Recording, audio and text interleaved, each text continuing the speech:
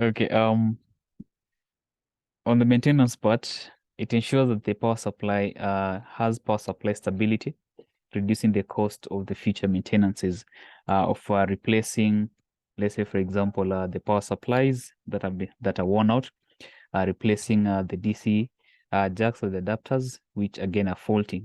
So it's just a one-time installation.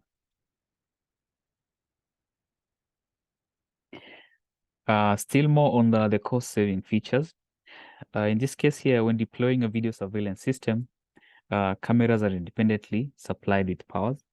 Each point must be designed and configured with the power supply. Power supplies, we have the plugs and cables again. So even if the cameras are powered by the centralized power supply, each point still requires extra design and cabling. So PoC systems save additional designs that I mentioned earlier, installations and maintenance cost required to separate the camera power supplies. So in this case, this is just a one-time connection that is from the device to the cameras as well. So we have a graph here just showing the interrelation between the two technologies, the non-PoE technology with the PoE technology, and the amount of cost saving percentages that one is going to achieve if they embrace the PoC technology at the end. So in this case, let's say, for example, this is an 8-channel LAN PoC. You can take a look at the amount of labor which is going to be used to have the system deployed. But anytime that you're using the, let's say, for example, the PoC system, will end up shedding some cost of the installation deployment up to 30% off. So similar to other products with higher number of channels, we have 16-channel LAN PoC compared to a 16-channel PoC system in terms of cost saving on the labor.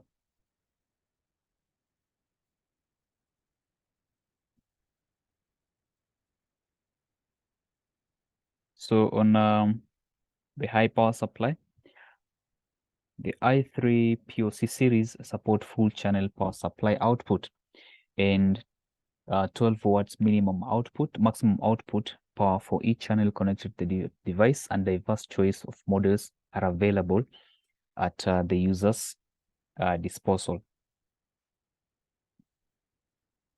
So in this case, we have a table just trying to compare between Dawa's product with the competitor's product.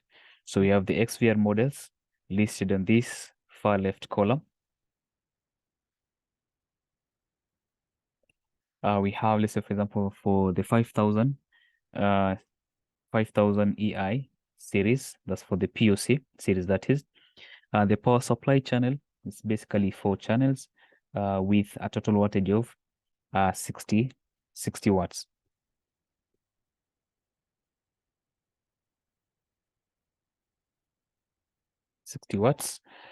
Take a look at the competitors. There's no actually information that we can compare with the Dawa's product. So in this case, each particular XVR models comes with different power supply channels and the total wattage in terms of total power consumptions for the number of channels supported by the device. We have the long distance transmission feature for the HDCVI PoC technology. So in this case, the HDCVI technology relies up to 500 meters PoC transmission that is meeting the requirements for long distance deployment of the system. So we have different types of cables, transmission cables, distance, and the coaxial transmission, coaxial control, that is. So on these two types of cables, that's the RG59 and RG6, we have the different types of distances. So in this case, the distance is 500 meters each. That is when using the PoC enabled devices. Then again, the coaxial control without the PoC is basically 200 meters long. So the competitors' PoC, the maximum distance they can reach is basically 300 meters, that is from 200 meters. So an additional distance of 100 meters. So when working with the Dawa's HDCVI PoC technology, you'll end up achieving a maximum distance of up to 500 meters from the 200 meters of the coaxial control. So you find that this can stretch to longer distances where you want to have more monitoring of the different areas.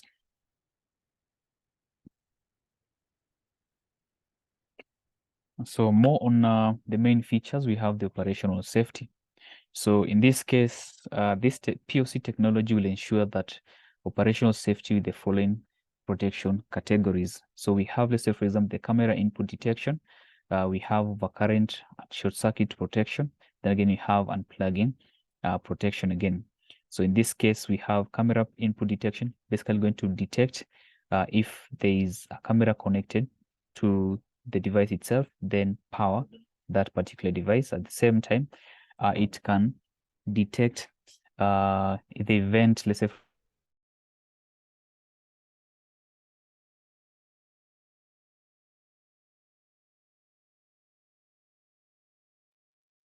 okay.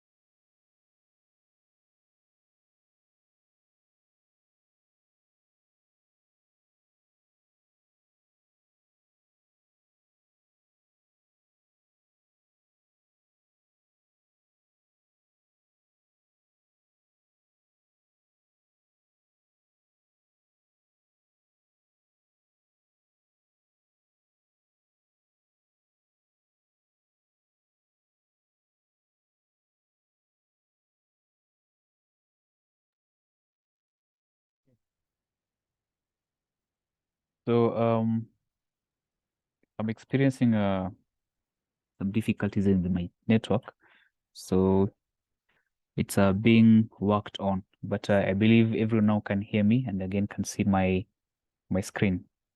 So what I was saying before,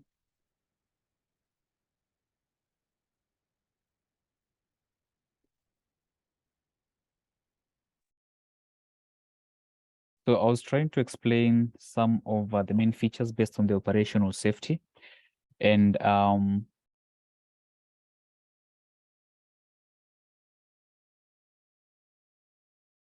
this is how the device uses different ways of managing such safety of operation safety. That's basically by detecting that there is a camera that has already been connected to it for it to be provided with the power supply. That's the voltage of 12 volts. Again, can detect instances where we have overcurrent and short circuit. Since it uses the AT and the AM, the AF technologies in terms of the power protection, what will happen is that anytime it detects that there's an overcurrent, it's basically going to cut out power completely to those cameras connected to it, or anytime it detects that there's some short circuit, again, it will end up protecting the devices by limiting power from reaching those devices until those short circuits have been corrected. So at the same time, we have, let's say, for example, unplugging protection. This again is going to protect those particular devices, protect the devices from malfunction, that is. So anytime they detects that, let's say, for example, a channel has been disconnected or unplugged from the connectors, what will happen is that it will no longer provide power to that connector, but actually going to cut off power completely until the device has been connected to it again. So once a device is connected back to the XVR, what will happen is that it will now power the channel for the device to get more power. So in case of misconnection to the non-PoC devices or short circuit in the cable, the HDCVI PoC system will automatically identify the risk and cut off the power at once. Such protections prevents the devices from being burned out and avoid dangers to the installers. So in this case, this statement here implies that the XVR, the PoC-enabled XVR, will automatically auto-detect devices which are not PoC-enabled. And after detecting it, it cuts off power completely. So the reason why it cuts off power is just to ensure that it can protect the installer and again protect the non-PoC devices that are not supported, cannot support the PoC functionalities.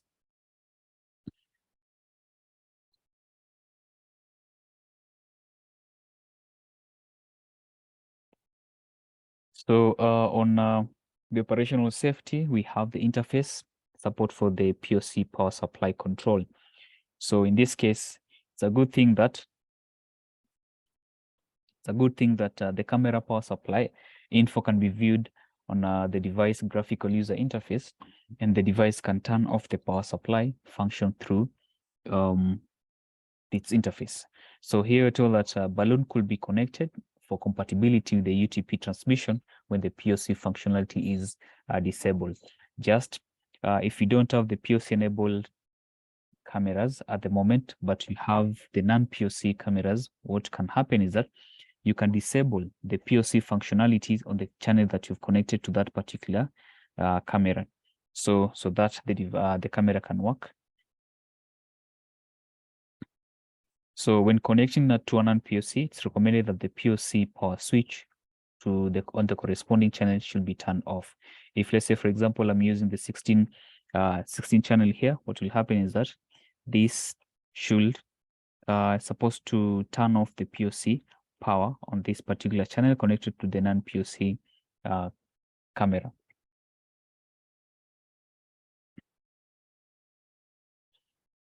So that was for the first part of the PoC, the I3-PoC series.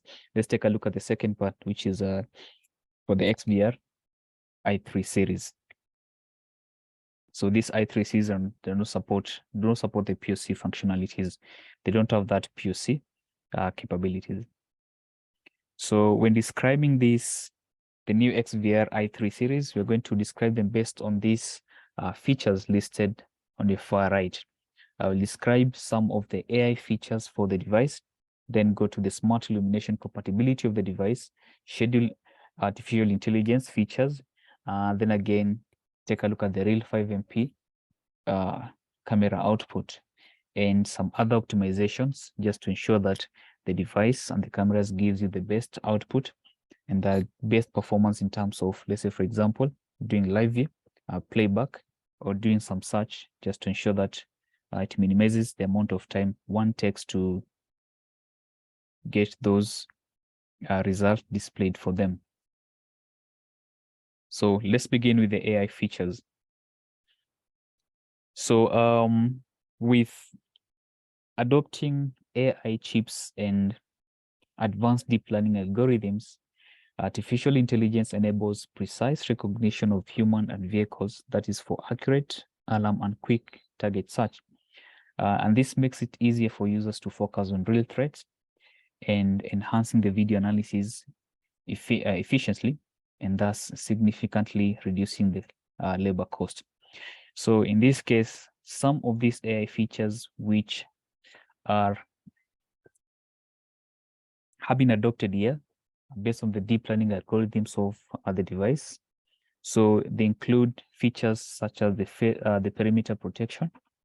We have, let's say, the smart motion detection plus, just for filtering targets, and facial recognition in AI coding, just to ensure that we minimize on bandwidth usage and the disk usage. So we'll start with the smart motion detection plus. So the SMD refers to the smart motion detection plus and can recognize human and vehicle shapes based on the motion detection through the adoption of the deep learning algorithms in order to reduce false alarms.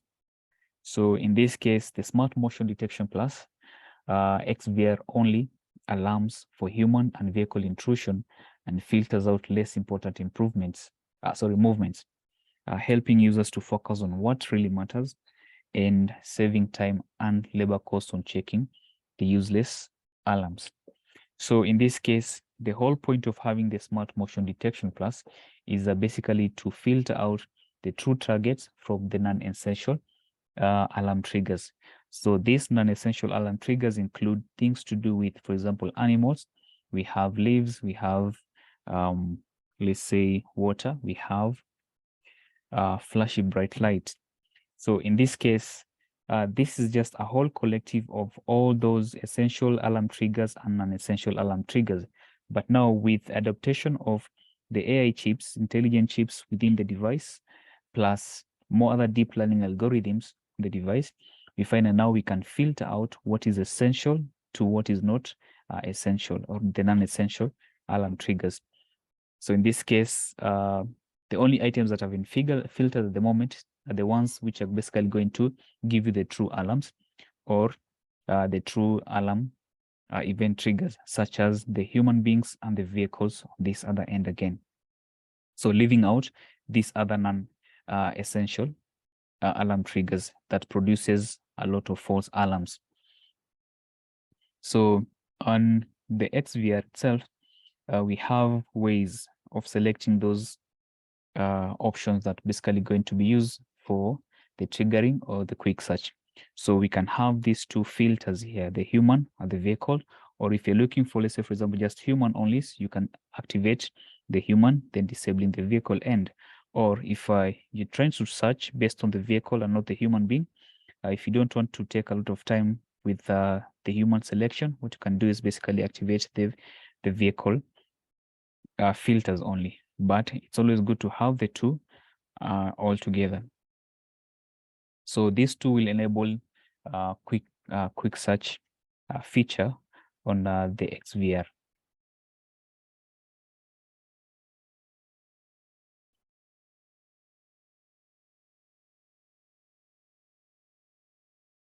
So from AI, from the Smart Motion Detection Plus, we take a look at the perimeter protection.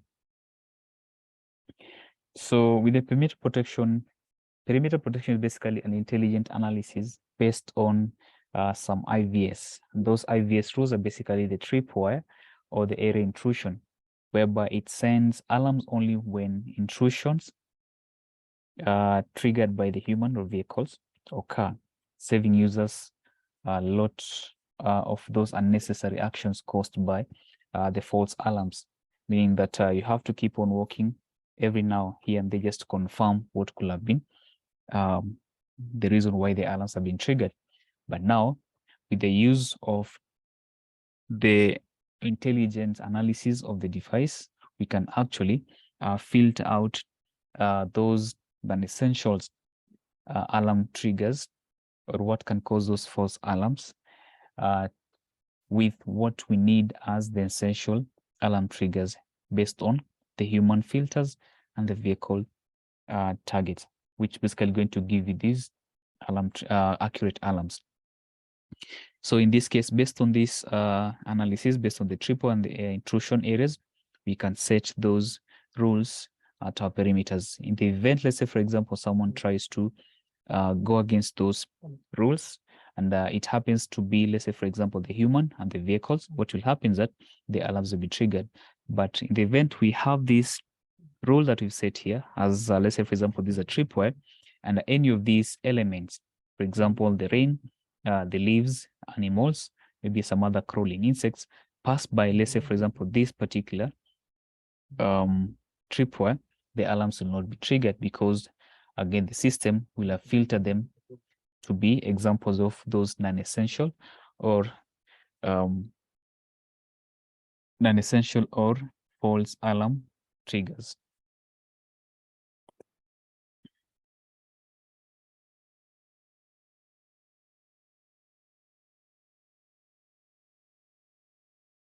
Okay, So on the perimeter protection, let's take a look at some of the IVS modes. So we have two modes. We have the advanced model, and again, we have the general model. So between the two models, one will give you more accurate information compared to the other. So to better meet the requirements of both accuracy and more IVS channels options, there are general mode and the advanced model to be selected according to the real needs of the users. So the advanced model has high accuracy, while the general mode supports up to 12 channels IVS, but with low accuracy. So if you can take a look at this interface of our XVR device on the intelligence section here, we have two modes. We have the general mode and the advanced mode. So for you to achieve those accurate alarms, what we do, we can set it to advanced model. Yes, we can still achieve those by selecting the general model, but the output here will not be that accurate as compared to the advanced model. So this is one rule that one can set. That's a tripwire rule. Or we can again select the area, intrusion area, that is. So we have different models. That is, for example, this can be either, for example, 51, 52, or maybe 54, etc. Or maybe 72, 71, 72, etc. Then all these are basically going to be the I3 models. You can see at the end of this model, name of the product. So on the advanced, let's say, for example, this first model here, the advanced model, this support one channel. And the general mode will support two channels. But realize, remember again that on the general mode, it do not give you those high accurate support compared to the advanced model.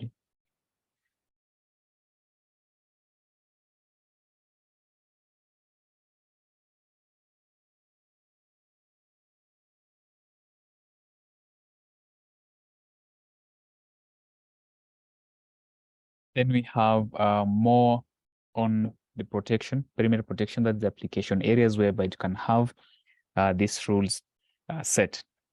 So accurate alarm based on the flexible configuration eliminates most of the potential risk. So this is a swimming pool.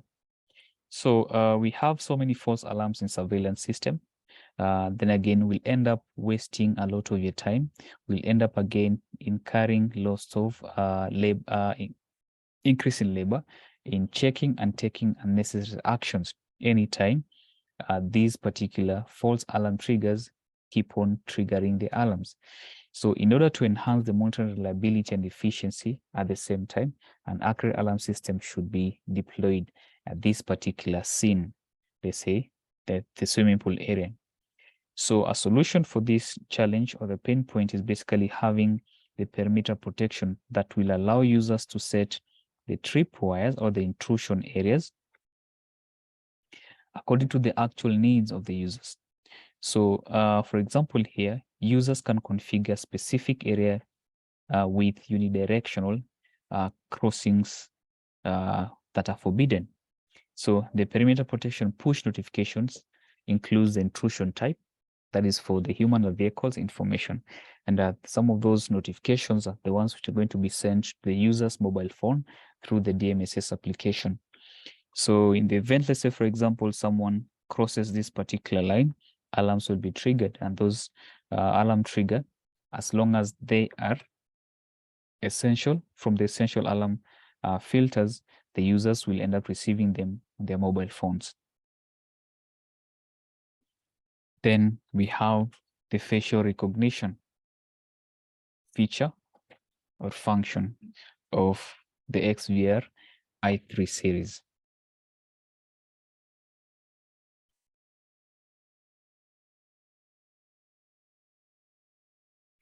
So in this case, I told here constituted, this facial recognition is basically going to constitute with some of the features, attributes, information extracted from the facial targets. And this for the humans. And that was facial recognition, or the face recognition makes it possible to do image search and face attribute search by comparison between the model object and the database. or matching with the identity characteristics, which significantly enhances accuracy and efficiency. So in this case, this section here basically depicts the accurate face comparison, whereby we have camera captures individual's face, then sends those video streams to compare them with what we have in the database. So in this case, we have the modeling, that is trying to pick the unique features on that captured face, then try to compare what has been modeled with what we have in the database. Now, if it matches what we have, you're going to have a search result that will be displayed. So that's for accurate facial recognition, whereby we have different processes. We have the camera capture, we have the modeling, we have comparisons, then we have the result, which is basically going to be produced at the end after comparisons. So alongside that, with the facial recognition again, it will facilitate the quick search function on the device itself. And this quick target search is going to be based on those two filters, which are the human beings and the vehicles. So we have the target image modeled, then again, going to have the target search target video output. So in this case, when it comes to the image search, the device will actually take a look, provide some other attributes, such as, let's say, for example, if the target individual is a human, it's basically going to populates the gender of the gender of that particular individual. Then again, it will give an expression, that is the facial expression of that particular person, to tell whether that person, for example, is sad. Let's say, for example, the person is happy. Then again, more other attributes for that individual, assuming the person is a male in gender. Then provide, let's say, for example, state whether the person has beard or no beard.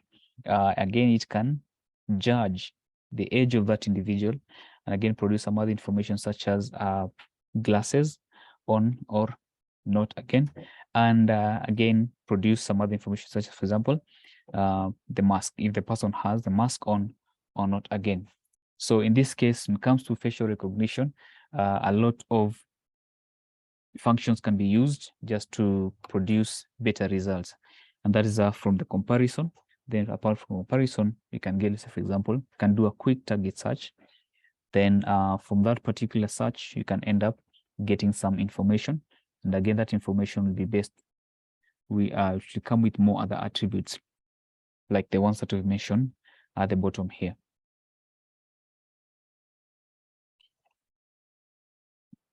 From the facial recognition or the face recognition, you can take a look at the AI feature, that is AI coding. And this is purposely meant to ensure that your device helps you a lot when it comes to saving a lot of bandwidth, and again, saving disk space utilization. So AI coding puts emphasis on human and vehicles while encoding, ensuring the target image quality while saving 50% of the bandwidth and the storage cost compared with the H265 international standard for compression, that is the compression standards. So we have, let's say, for example, here, comparison between the H265 encoding and the AI coding. So if you take a look at this, we have an image here, and to that particular image, we have the background of the image that is static, and again, we have the foreground image whereby we have objects which are in motion, or objects which are dynamic in nature, can switch places or maybe move around. So in this case, with the H265 standard, it will take the background with, again, the items which are in motion, or the items which are movable, then put them together and store them to your hard disk. So in this case, does not end up saving a lot of information, because we are going to have dynamic information alongside static information, which should be continuously being captured and still stored on this particular hard drive. So, but take a look at the AI coding. AI coding, what it does, it tries to separate the background images with the target images or the target objects. So in this case, it will capture the background and again capture the target objects. So as the target object keeps on moving from one point to another point, it takes a comparison between what is dynamic and what is in static mode.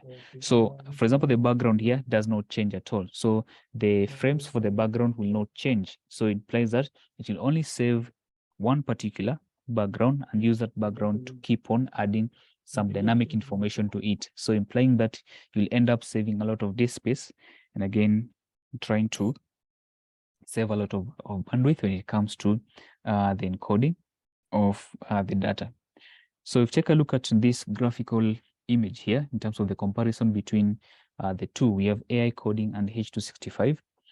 So we find that this is, let's say, on a 4 megapixels camera that has dynamic information at, let's say, for example, 30 frames per second for the H265. And the same output is basically going to be shrunk 50% downwards with the AI coding. So it keep on shrinking the data, for example, 50% of what has been captured with the H265 compared with what has been captured on with devices with AI coding. So implying that the AI coding is much better when it comes to utilization of the data space because of the compressing of the data that has been captured by the cameras from one point to another point again. So each and every time you end up using a different coding scheme, you find that you're going to be utilizing a lot of space. But anytime you work with the AI coding feature of your devices, you'll end up saving a lot of space in terms of the disk space. And again, when it comes to utilization of your bandwidth in terms of transmitting the data from, let's say, the cameras to the device. And again, when it comes to, let's say, for example, the images from the device to the display screens again.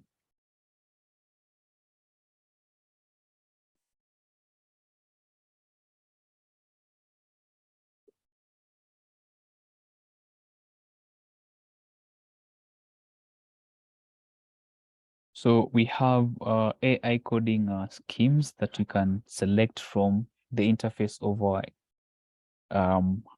DVR or the XVR. So we have the coding strategy, we have the general strategy, we have the AI codec, then again we have the smart codecs. So this is basically the H265 plus AI, we have the H265. So in this case, we have some differences here. It comes to the compression rates and the different bit rates for each, and the bandwidth utilization.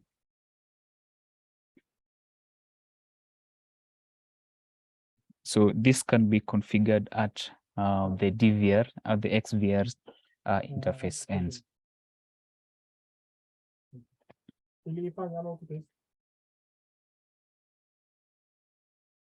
So let's take a look at the second feature, that is the smart illumination compatible, maybe compatibility with the smart dual cameras. So this case here, the HDCVI smart dual illuminators refers to a complete system. And this AI XVR can accurately detect the real targets, and the camera can flexibly switch between the IR and the white light modes to effectively reduce the light pollution. So instead of having the two activated at the same time from IR, then again activating the white light, the camera is intelligent enough just to ensure that the device is intelligent enough to ensure it can switch between the two lights in the event there's some changes within the scene that is being monitored. based on the filters, that is the human and the vehicles. Those are the real targets. So in this case, on the interface of your XVR, go to the AI window. On the smart motion detection, you can switch or maybe enable the smart illumination. So at this smart illumination level, so any, let's say for example, smart dual camera connected to the device, depending on the number, the type of channel, for example, channel 1, 2, 3, 4, 5, you can select the one that you connect to the camera. So the device will be, as long as you've connected to your camera, the device will be acting based on the scenes. And again, switching in between, helping the camera to switch in between those two targets, let's say the human and the vehicles, depending on the rules that we've set at that particular point. The event the rules are broken based on those two real targets, so the camera can be switching in between the modes selected, either the IR, from IR to white light, and from white light again to IR. So this is just a simple illustration diagram, just trying to explain more on the smart illumination compatible between the i3 XVR i3 series and the smart illuminator cameras. So we have the IR, which is on, that is no target at night within this monitoring area and the rule area. So there's no one that has stepped in this particular region here. Now, in the event, let's say, for example, the human goes to this particular monitoring area, what will happen that through the smart motion detection, the camera will detect that that is a human being. Then what will happen, since, let's say, for example, we need to have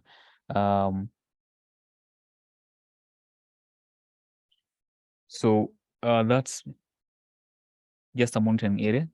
The camera detects that that's a human being, then captures.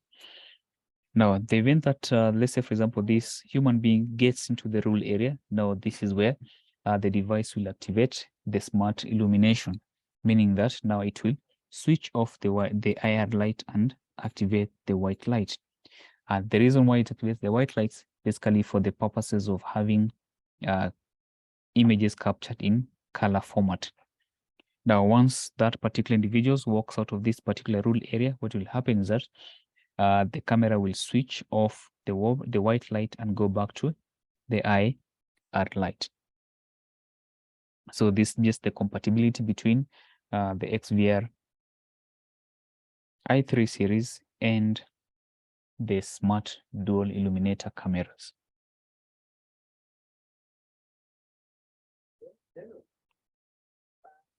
Apart from this, we have the DSS compatibility.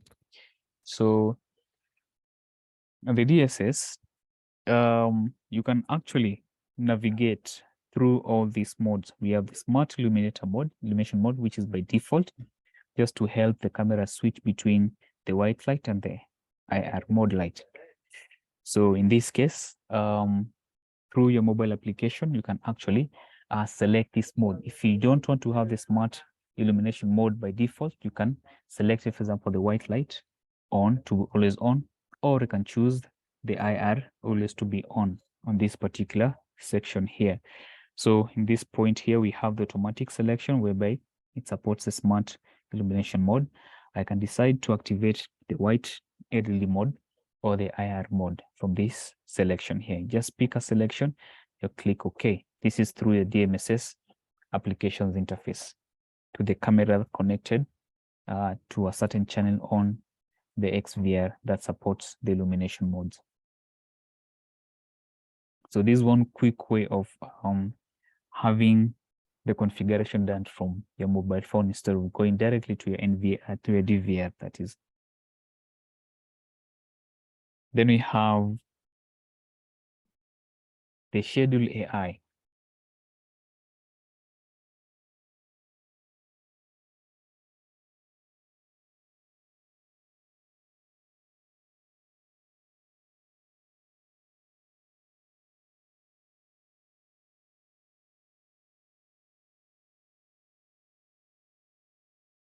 So in this case, all this will be done at the XVR's AI window. So just pick the AI, go to the intelligent mode, then you choose a certain channel that you want to do the smart, the AI scheduling, that is, you enable it, then you choose the different modes of scheduling, either smart motion detection, IVS, face detection, or the face recognition. So either on, let's say, all days or specific days again. So let's take a look at some text here. In the past, only one AI function can be enabled for a certain channel. So users needed manual configuration to switch to another function. So now the AI functions can be set according to the different time period, which improves the configure efficiency and suits for more scenario application. So in this case, let's say, for example, I can decide from this particular hour to this other hour, I can configure the SMD. From this period to this other hour, I can decide to have the IVS selected. Then again, from different time period, I can work with the face detection, and a different time period again, face recognition. Then the other remaining hours go back to smart motion detection. So this can be copied to all these number of days based on this particular channel, or I can go to another day and do some different configuration based on the scheduled AI.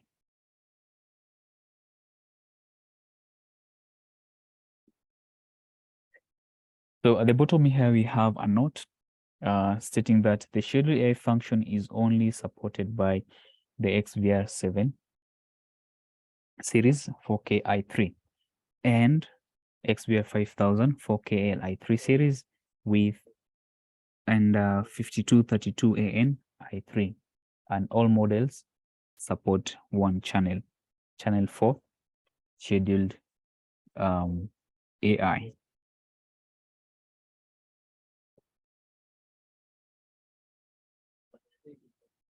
So different scenarios for the scheduled AI. We can take a close look at, let's say, for example, the retail store during the day and during the night. So this is just to ensure that we can get to understand these concepts way better. So we have the following. During, let's say, for example, from 8 a.m. to 9 p.m., we can set the smart motion detection plus. Smart motion detection plus. So in the daytime, the XVR is automatically configured as SMD plus function. This is basically for purposes of filtering out those essential targets brought about by the human beings and the vehicles. And other links, let's say, for example, the TIOC 2.0 HDCVI camera, which can be used for welcoming the customers at the retail store. So once it detects that this is a particular customer and that customer gets into this particular, let's say, rural area, the TIOC camera what will do based on this customized alarms, be customized voice messages to welcome the individuals at the store. Now, during the night, from 9 p.m. to 8 a.m., we can set the perimeter protection.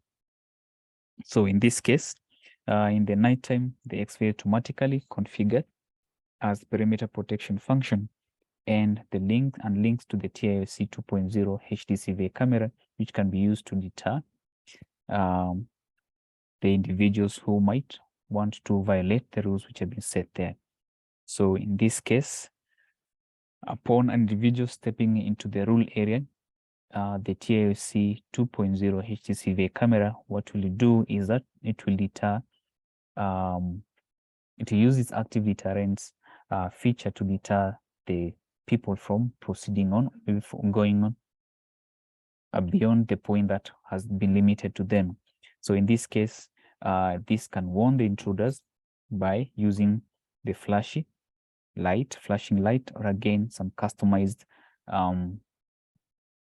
alarms, or because some customized tones, just to ensure that the intruders get to have clear information about the intrusion. For example, private land, no entry, or restricted area. So again, another note at the bottom, the function of setting the voice by time cannot be used with the TIOC 2.0 HDCVI camera. So to achieve all these functionalities in terms of AI scheduling for alarming and deterring the individuals, or maybe welcoming the clients to the shops, they'll support the TIOC functions with the Smart Motion Detection Plus and the perimeter protection features. So at our homes, or maybe for example at our villas, again, we can set the same schedule AI features. So challenge here, let's say for example, we have the garage door.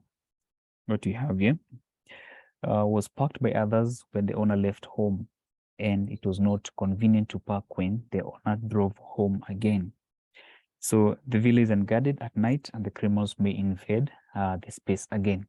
So in this case, to deter all these violations, people doing illegal parking at the other people's garage or the driveways, we can use the TIOC camera.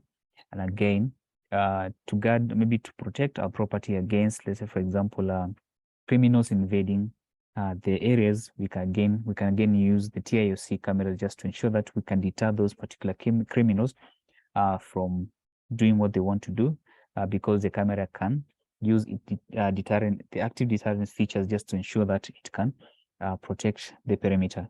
So in this case, you can use the schedule AI features just to ensure that the two times of day and night can be well protected against those intrusions. Different times, for example, 8 a.m. to 6 p.m., you can have, let's say, for example, the perimeter protection feature enhanced. During the night from 6 p.m. to 6 a.m., again, you can have the smart motion detection feature enabled. This will be for the purposes of identifying humans and vehicles. Then again, upon identifying those two elements, mostly the human beings, then the TIOC 2.0 HDCVI camera can use its detergent active deterrence property just to deter the individuals from proceeding on with what they want to carry with, to do, that is. So we have the customized alarm ringtones. So in this case, that is still on the schedule AI. So TIOC 2.0 realizes actively warning of intruders with the use of the red and blue light and a speaker. Besides the alarm sound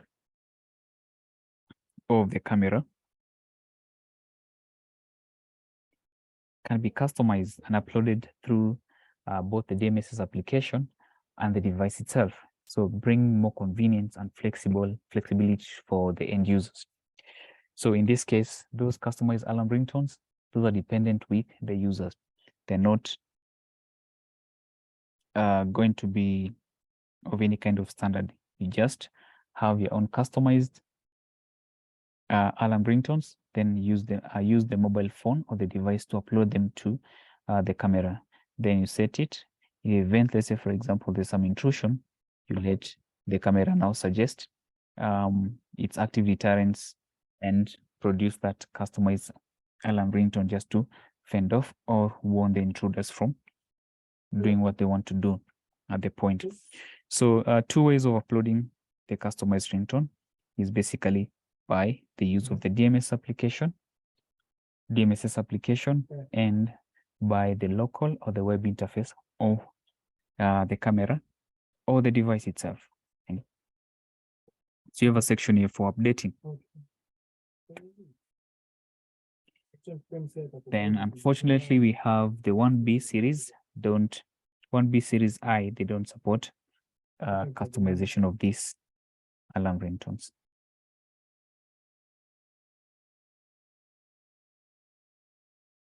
Okay.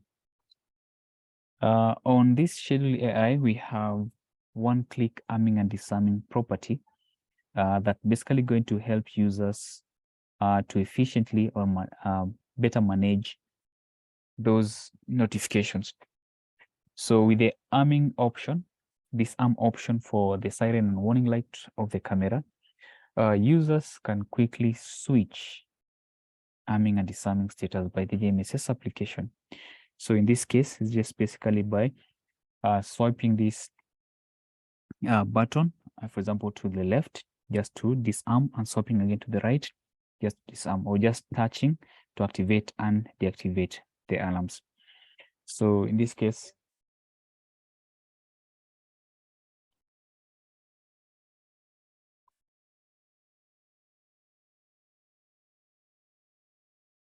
so here,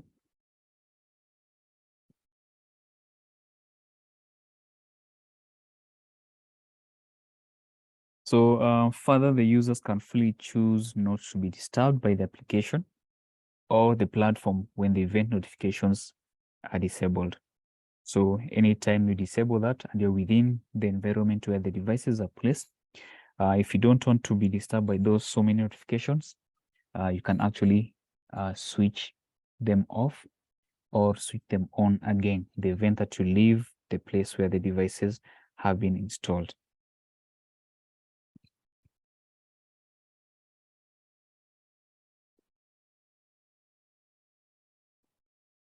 This is again just another way for having one-click arming and disarming.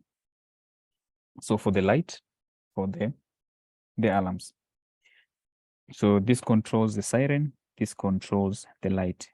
You just select which one you want to disarm, leaving out the others. And again,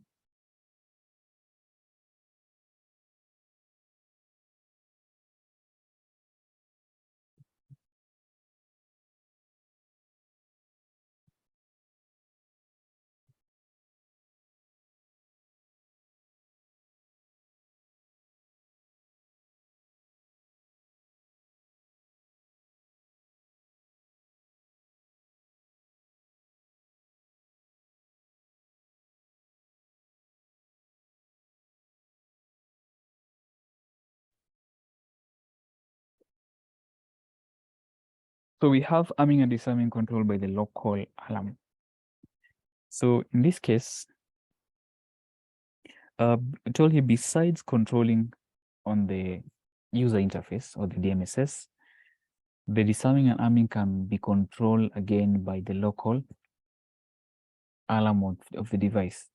For example, users can press the alarm button, switch to quickly to achieve a quick arming and disarming control of the device, which brings convenience for the users. So take a look at the back of the device. We have some RS-485 ports here. So this could be connected to, let's say, for example, the external alarm, maybe sirens. So if you're not within, let's say, for example, near a phone or maybe near the device, you can actually connect it to a switch, then have that switch to activate it and deactivate it again. Each and every time, you need to have it activated and deactivated.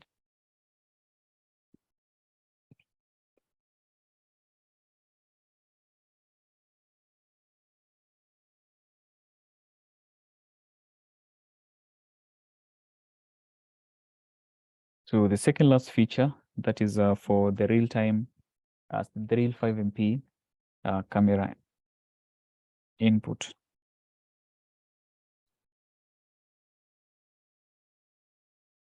So in this case here, we have two comparisons, two images comparing between the previous 5MP with a screen ratio of 4:3, and again a real 5MP with a screen ratio of 16:9.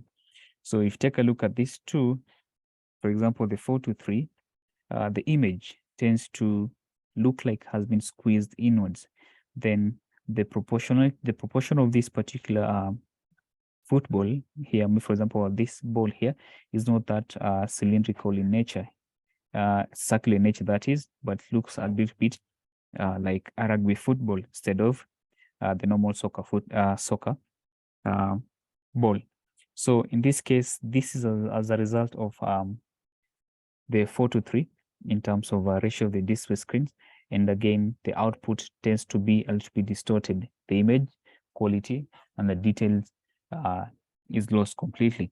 But if you take a look at having this kind of ratio using the two display screens and the two images, what will happen is that the 16 to 9 basically output gives the original image with a lot of superior clarity and much details from this particular image here.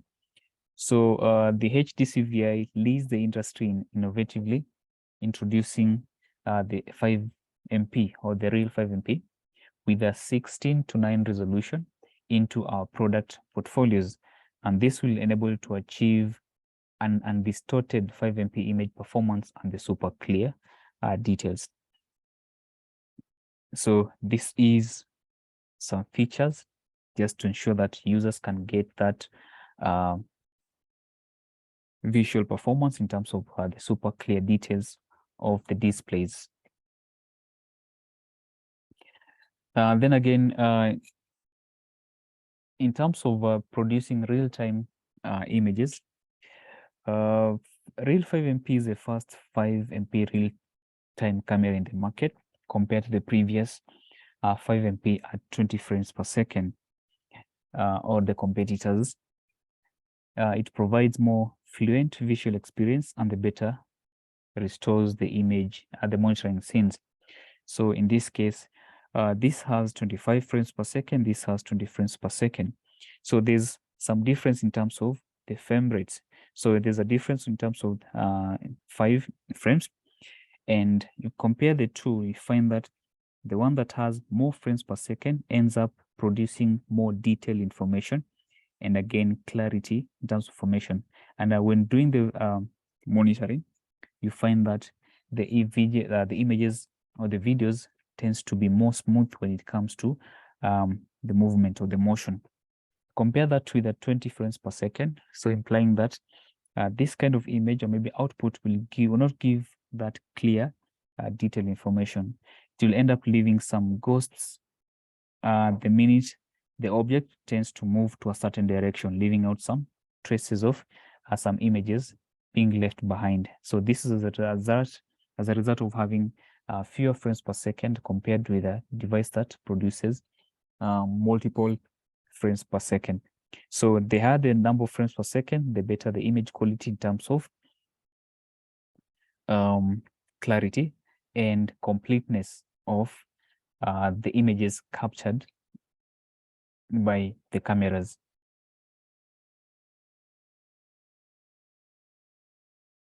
Then we have optimizations. Other optimizations just to enhance the cameras or the outputs functionalities to the end users. So in this case, we have the time search.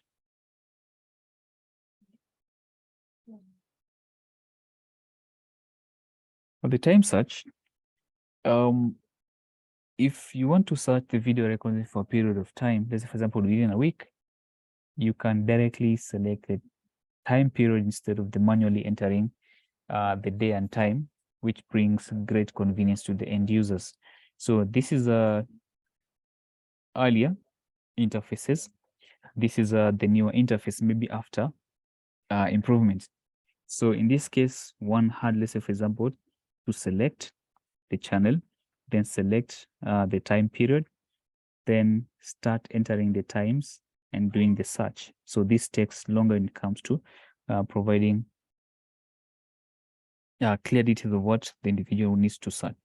So, but on this other end, after these slight improvements, of the major improvements, this is what we have. If I needed, let's say, for example, to look for some information, for example, today, yesterday, or some other number of days, we just picked from this period section here. Then, if it's today, you just end up providing the time, then doing a time search. So this provides the search much quicker and easier compared to the previous products. Then AI mode configuration moves. So in this case, we have the smart motion, which can configure this particular section.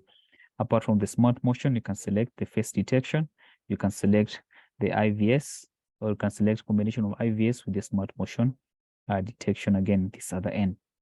So AI mode configuration is moved from the system setup screen to the AI function, from the system setup to the AI function screen. And the users here can flexibly, the user has the flexibility to adjust the AI function, which will also help to enhance the user's excellent experience when it comes to managing what the devices can do.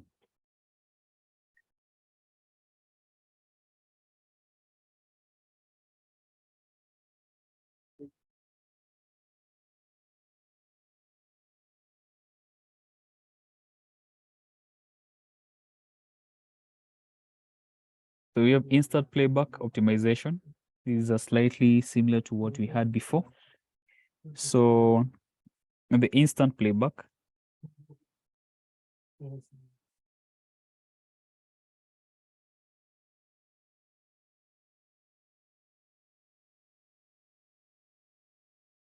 so on the system's settings, that is before, one had to select, let's say, for example, in terms of minutes, but on this other end, after the improvements, you could select from seconds to minutes, becoming a little bit easier to quick search, maybe get finer details about what happened at a certain particular time. So we have different customization. For example, we have, let's say, for example, this particular mode that has been selected here, instant playback. You can choose custom, then select the amount of time, either in minutes or seconds. Then if you apply, to end up giving what you need when you're doing your playback. So channel names, again, this gives you the provision of displaying the channel names at the display screens.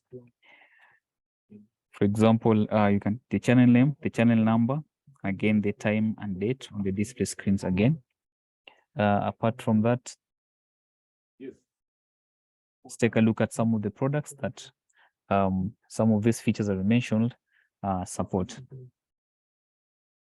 So for the Cooper I series products, XVR, this is what we have.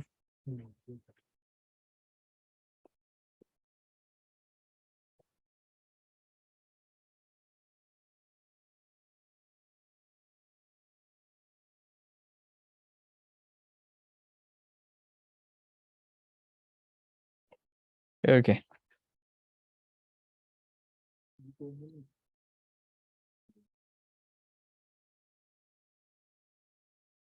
Cooper I series that supports smart motion detection plus and AI coding. So these are the different product families.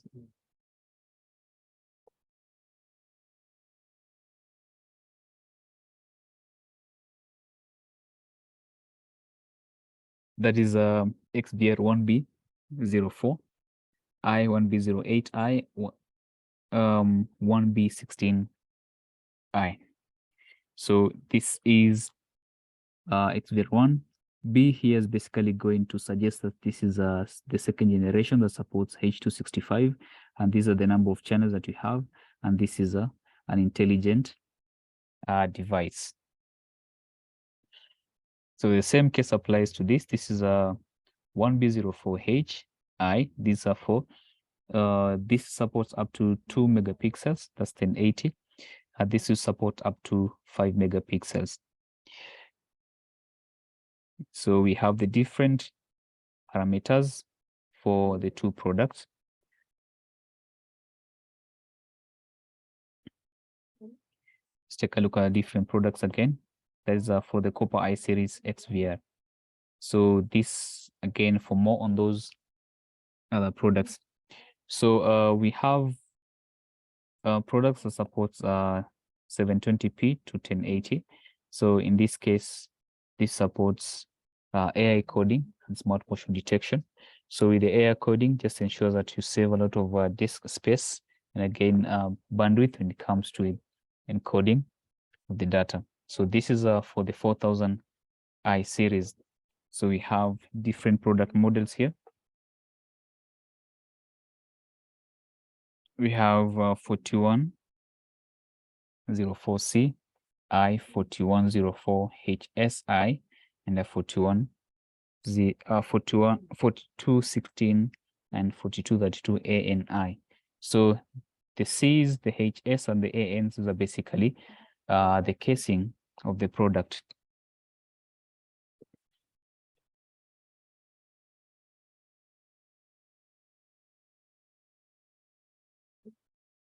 So more the products to this, the 5000 i3 series supports numerous features such as the Smart Motion Detection Plus, perimeter protection, supports face recognition, and supports AI coding.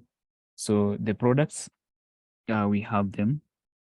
That is from 5041 5104 until it gets to 5832 i3 series product. So in this case, they comes with different parameters for the different camera input, different encoding capacity, different AI features, different compression, video compression standards, and again, the number of hard disks supported with the video output.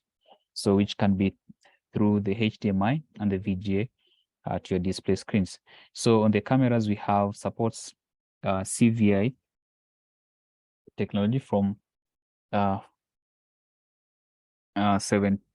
we have 720p up to maximum of 60 frames per second. We have 1080 to 25 to 30 frames per second, then 4 megapixels and 5 megapixel. TVI the same, HD the same. So when it comes to the encoding capacity, supports all channels, support up to 5 megapixels. We have AI features supported. We have face recognition. That is 1 to 2 channels face recognition. Perimeter protection. That is up to 8 channels, from 2, 4 to 8 channels. Smart Motion Detection Plus. Yeah, it has 4, 8 to 16 channels, and the AI coding supports up to 16 channels. For the video compression, we have AI coding. It supports still supports H265 plus, H265, H264 plus, H264. This is for the purposes of compatibility between the cameras that supports different video compression standards. Okay. So on the 4K N or the 4K / the 5 megapixels XVR, we have this product that supports the 5 the Smart Motion Detection Plus, perimeter protection, face recognition, and the AI coding as well. So the product lines are provided here.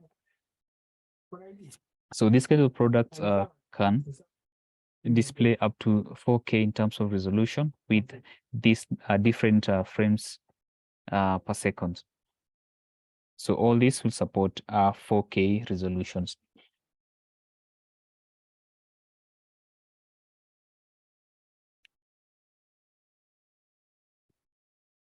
So for the 7000 4K i3 series, again, they support the same AI functions, just like the 5000 4K L i3 series. So in this case, we have different products at different frames per second in terms of resolution. So this will support up to 25 to 30 frames per second. The previous one supported 15 frames per second.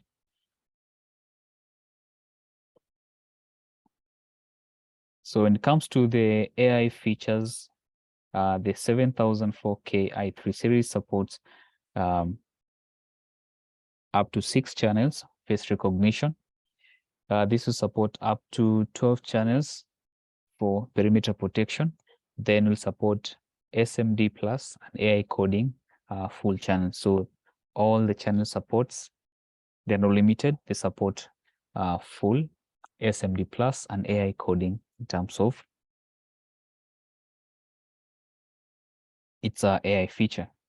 So on the video compression, will support a wide range of compression from the low end H264 compression standard, all the way to AI coding. So the higher the video compression standard you select, the more the data will be compressed, still retaining the quality, but improving on the disk utilization. So that brings us to the end of the HDCVI presentation based on the XVR I3-PoC series and XVR I3 series. So all this is based on the HDCVI 10 technology.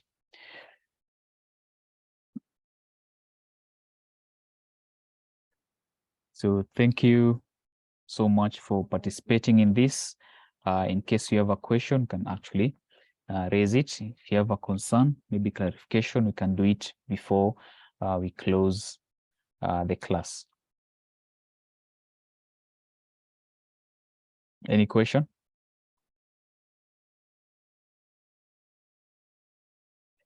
Hassan Tien, thank you so much for being part of it, this presentation as well, and for example, this training again. So thank you so much for being part of the participants. SOWeb, the same case again. Thank you so much for being part of today's attendance.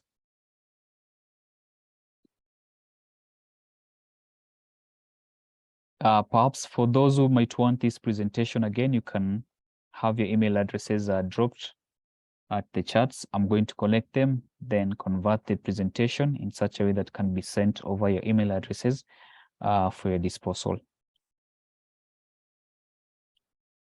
Thank you so much.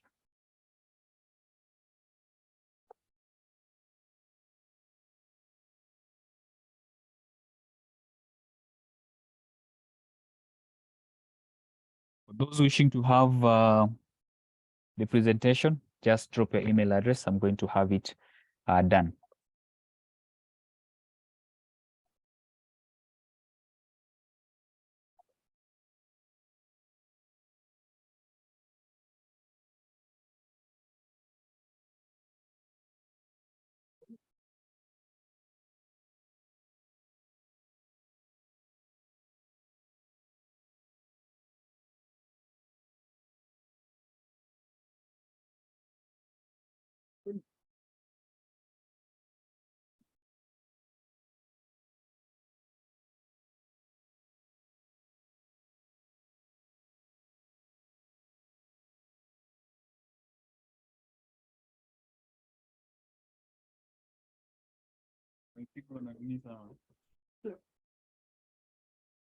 Yes.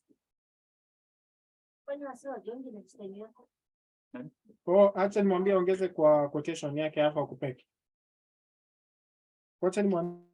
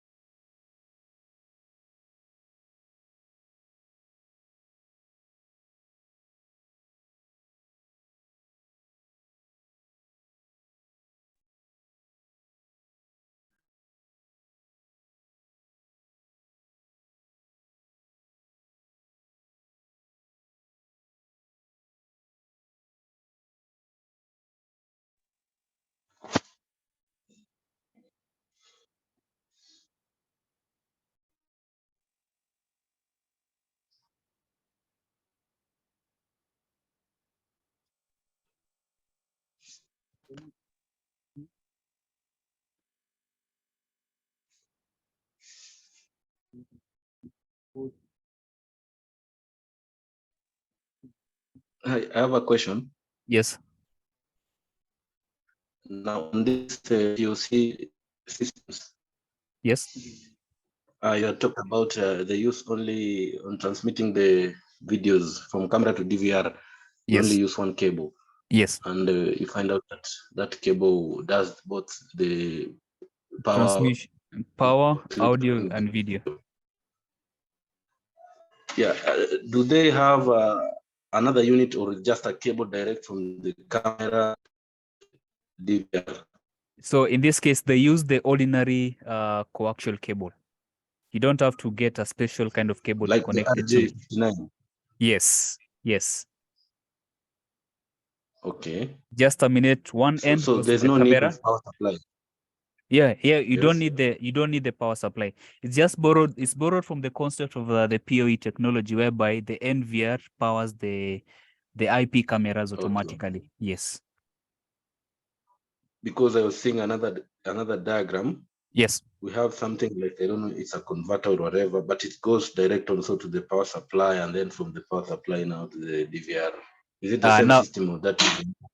now with this, you don't need to have all those converters. Just use direct connection of the XVR to your cameras.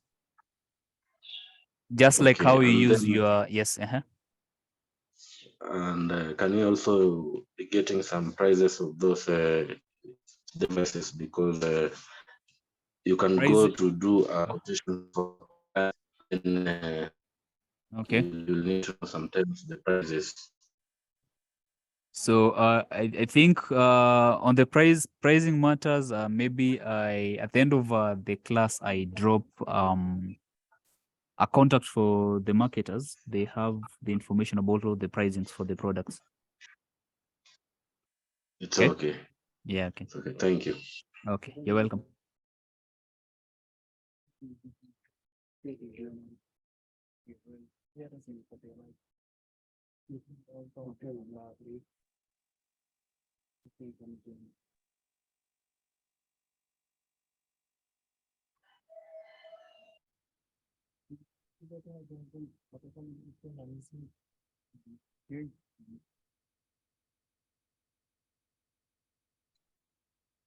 So guys, the class has ended. You can exit the room at your own pleasure. So I'm going to exit all so that we take care of some other business. Thank you so much for being part of today's conversation.